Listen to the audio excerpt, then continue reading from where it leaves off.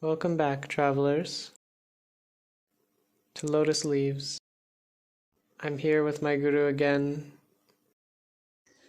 and now we will continue sharing the knowledge. As we sat, a dog came from the path to my left side and excitedly ran up to us, as if it already knew us or knew him. He put his hand out, down, palm facing upward, and the dog sniffed it before he pet its forehead. The dog immediately became comfortable with him, as if he was a pet at home. And that night, more than just that one dog, but maybe 4 or 5 dogs approached us.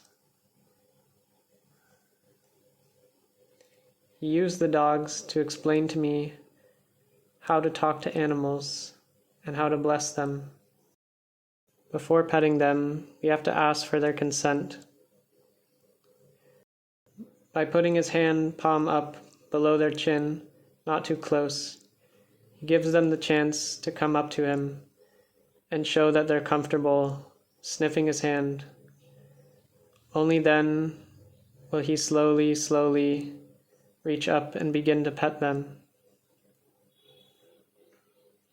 He pets them along the forehead, only in one direction. By doing this, we pull the energy up from the eyebrows to the top of the head, along the center line. This helps free the energy to move upward from the lower chakras to Sahasrara. Many beings' energy are stuck in the lower chakras, which can cause them easily to fall to lower realms. By freeing their energy to move upward, they can easily be reborn as human or in heaven. Rebirth, heaven and hell are all a matter of energy. Moksa is all a matter of energy. Everything works by energy. So by gaining the knowledge about energy, we gain the knowledge about the universe. We gain the knowledge about Moksa. The dogs surround us and show their great comfort in our presence. There's a dog in between us, a dog to my side, and now they're coming up to me too, and I get the chance to practice what he taught me. One puts his paw up in front of me, and I pull my hand away. No. You can't do that. By offering their palm, they're offering their life, he said. You have to take that. It's such a sign of deep trust. Just because they offer their belly doesn't mean they'll offer you their paw. Offering their belly is like the middle level of trust, because their belly is a very soft, vulnerable area and can easily be injured. Most animals won't offer their belly. But even that doesn't mean they'll offer you their paw. Because if they offer their paw and you take it, they can no longer run away. So by offering their paw, they're trusting you with their life. You need to respect and appreciate that great offering of trust. When he was trying to teach, and one of the dogs was getting in the way in between us, he said some words in his native language. The dog ran off. You know what I said? He asked me. I told him, Hey friend, I'm trying to teach my student here. Would you please go now? And then he went. You see, it's so easy to talk to animals. You need to talk to them in your native language, so that way the subconscious power will be felt by them. It's not that they understand your words, but the subconscious power has energy that they can understand. So you have to talk sweetly and kindly, and they will feel it. Usually, if I were saying in English, it would sound something like this. Be good, don't be bad now. Be gentle, don't fight. And you can see what is the benefit of this. He explained to call them with terms of endearment, using your mother tongue. Whether he talks to animals, devas, or any kind of being other than humans, he always uses his mother tongue. His mother tongue is not English, but wherever he goes, whether it's China, Singapore, Nepal, or India, he speaks to the insects, to the bees, to the dogs, and to all other beings using his mother tongue. When you use your mother tongue, you direct it not to their face, but to their heart. You direct the words to their heart, to the middle of the chest, not to their face. The mother tongue is so powerful because just like C++ is a programming language on a computer, your mother tongue is the programming language of your subconscious. The mother tongue is whatever language you hear beginning in the womb until 7 years old. The language that you speak and hear beginning in the womb until 7 years old. He explained to always refer to animals and all beings with terms of endearment, like my dear, my sweetie, sweetheart, in whatever your mother tongue is. The key to communication is love and respect. He told the story of his guru with a big black and yellow beetle, a very dangerous beetle that can kill humans with its sting. Somehow, he requested this beetle to protect his house, to sit on the rooftop and protect the entire area. When he asked, "How did you do that?" he said, "Just talk." Another one of his gurus was crossing a mountain pass with one of his students in the Himalayas when an avalanche started coming down the mountainside. Calmly, his guru just said, "Please wait now. We're going to cross." And the avalanche halted. Calmly and slowly, they walked across the mountain, and when they had gotten to the other side, he turned back and said, "Thank you. You can go now." And the avalanche went back on its way, destroying everything in its path. So, by communicating with love and respect, we can speak not only with living beings, but also with inanimate things. But animals are the gateway to learning how to communicate in this way, because it's so easy to talk to dogs with love and respect.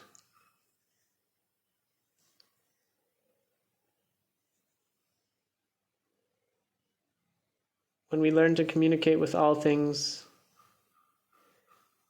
we can communicate even with inanimate objects. It's not that the elements themselves have consciousness, no, but they have an energetic flow that we can communicate to. Communication is about energy interaction. Dead elements are dead, without consciousness,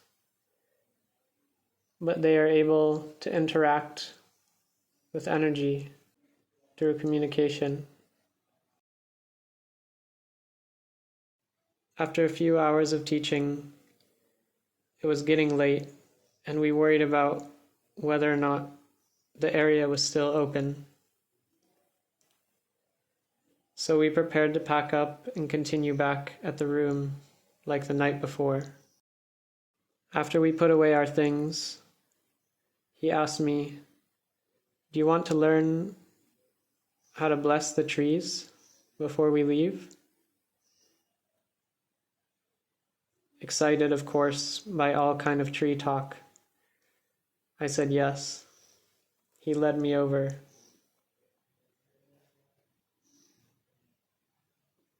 "We take off our slippers. Take off your slippers first." I took them off, pointing at the tree. He corrected me. "No, not like that. Point them to the left side, away from the tree and the temple." "Okay. Now you can stand barefoot." I adjusted my slippers. Never point your slippers to the respected object. We always try to point them to the left. Whenever we pay respect, we take off our slippers and stand barefoot if possible. So we stood next to the tree. You can use the universal gesture again that we mentioned in the first video, with your pointer and middle finger together. But this time, we use the right hand. Lightly put your hand to the tree, and you can say, "Thank you, I love you. Thank you so much for letting us sit here." Not only should we say thank you to the tree after sitting, but we should also greet them before we sit down or put our things near them. We can do this with any kind of thing. The rooms that we enter, our own house, temple, because there are spirits that are associated with all of these places. Like he mentioned before, if we love and respect those spirits, they will love, bless, and protect us in return.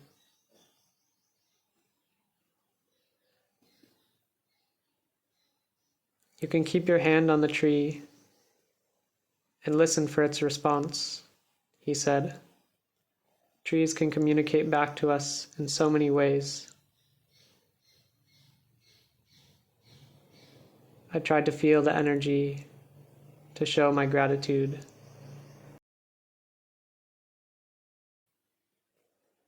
You can also sit with your spine resting against the tree. This is very powerful, and it will heal and clear all kind of illnesses and poisons from the body. But he doesn't teach to hug trees.